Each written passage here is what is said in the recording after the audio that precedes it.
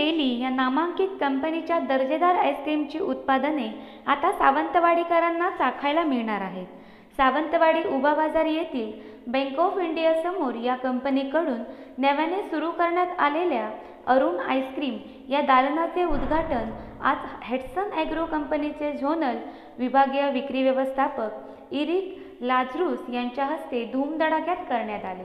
यावेळी उपनगराध्यक्षा अन्नपूर्णा कोरगावकर, सिंधुदुर्ग जिल्हा organic farmers फेडरेशनचे संचालक रामानंद शिरोडकर, दुकान मालक श्री मिलिंद परब व सौ मधुरा परब, ऋतुराज तळवणेकर, ओमकार शिंगोटे आदी मान्यवर उपस्थित होते।